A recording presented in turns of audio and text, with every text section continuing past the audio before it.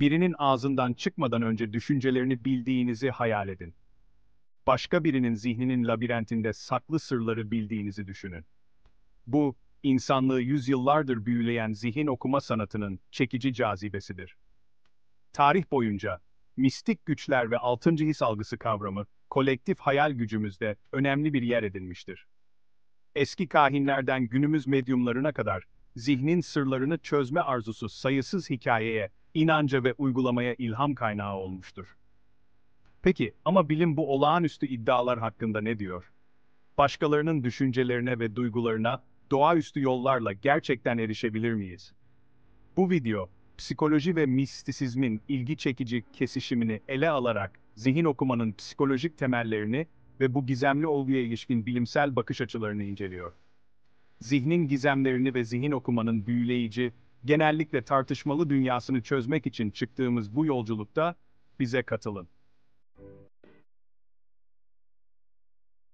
Zihin okumaya olan inanç, insanlık tarihi boyunca derin kökleri olan kadim gelenekler, mitler ve halk hikayeleriyle iç içe geçmiş bir olgudur. Bu inanç, insanlığın bilinmeyene olan merakının ve evrenin gizemlerini anlama arzusunun bir yansımasıdır. Tarih boyunca, insanlar zihin okuma yeteneğine sahip olduklarına inanılan kişilere büyük saygı göstermişlerdir.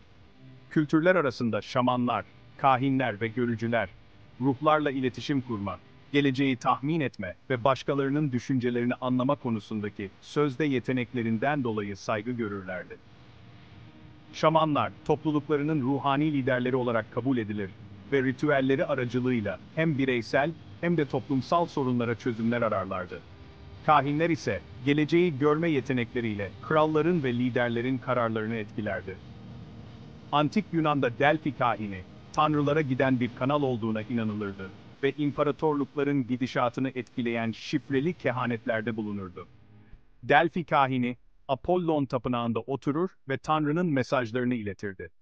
Bu kehanetler, savaşların sonucunu, yeni şehirlerin kurulmasını ve hatta kişisel kaderleri belirleyebilirdi. Benzer şekilde, birçok yerli kültürde şamanlar, fiziksel ve ruhsal alemler arasında aracı olarak hareket eder. Görünmeyen güçlere dokunmak ve insan ruhu hakkında fikir edinmek için ritüelleri ve trans hallerini kullanırdı. Şamanlar, hastalıkları iyileştirmek, kötü ruhları kovmak ve topluluklarının refahını sağlamak için çeşitli ritüeller gerçekleştirirlerdi. Bu ritüeller, genellikle dans, müzik ve bitkisel ilaçlar gibi unsurları içerirdi. Zihin okuma kavramı, peygamberlerin ve kutsal kişilerin ilahi bilgiye ve insanların kalplerini algılama yeteneğine sahip oldukları söylenen İncil de dahil olmak üzere eski metinlerde de ifade bulmuştur. Peygamberler, Tanrı'nın mesajlarını iletmek ve insanları doğru yola yönlendirmek için bu yeteneklerini kullanırlardı. Bu kutsal kişiler, toplumlarında büyük saygı görür ve rehberlikleriyle insanların hayatlarını şekillendirirlerdi. Nesilden nesile aktarılan bu tarihsel anlatılar, insanların fiziksel duyularımızın sınırlarını aşma ve zihnin gizli derinliklerine erişme olasılığına olan kalıcı ilgisini vurgulamaktadır. Bu hikayeler, insanlığın bilinmeyene olan merakını ve evrenin sırlarını anlama arzusunu yansıtır. Zihin okuma, sadece bir mit veya efsane değil, aynı zamanda insanlığın en derin arzularından birinin ifadesidir. Bilinmeyeni bilme ve görünmeyeni görme arzusu.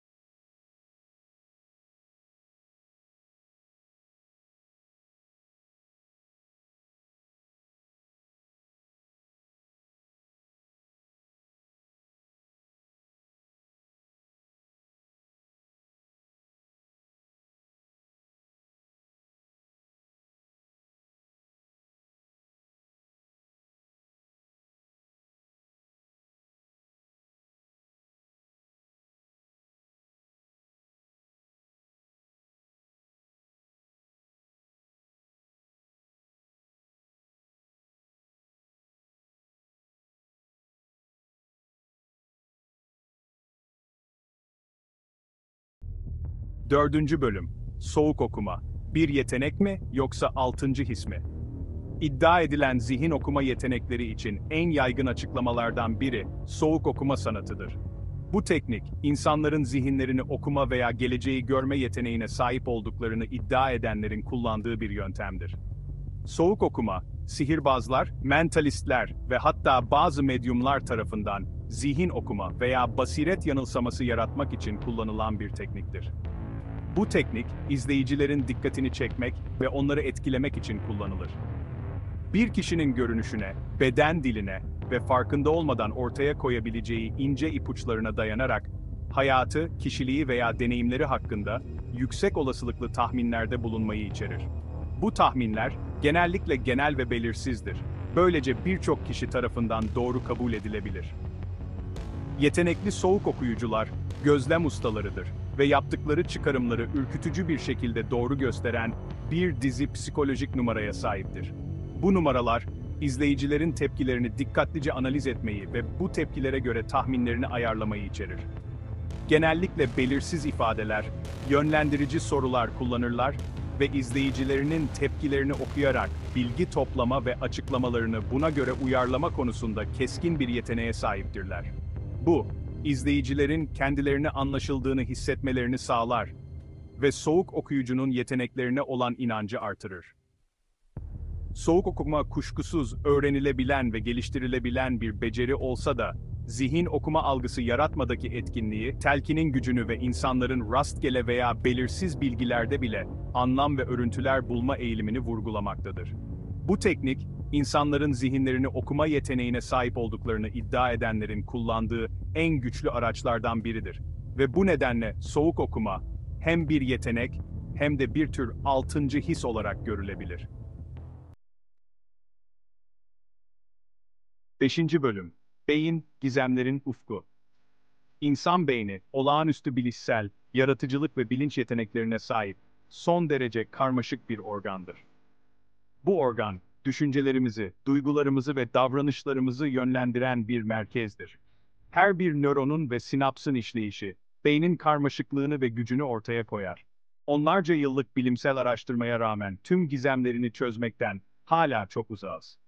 Beynin işleyişi hakkında her geçen gün yeni bilgiler edinsek de, bu organın tam potansiyelini ve sınırlarını anlamak için daha çok yol kat etmemiz gerekiyor. Sinir bilim, beyin bölgelerini haritalandırmada ve çeşitli zihinsel süreçlerin sinirsel bağlantılarını anlamada önemli adımlar atmış olsa da, bilincin doğası ve beynin yeteneklerinin tam kapsamı hala belirsizliğini korumaktadır. Bilinç, düşünce ve algı gibi karmaşık süreçlerin nasıl ortaya çıktığı hala büyük bir soru işaretidir. Bazı araştırmacılar, beyinde telepati veya basiret gibi olayları açıklayabilecek, uykuda olan yeteneklerin olabileceğini tahmin ediyorlar.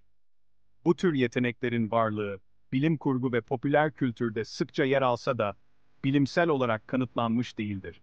Bununla birlikte, bugüne kadar, bu tür yeteneklerin varlığını destekleyen hiçbir bilimsel kanıt yoktur.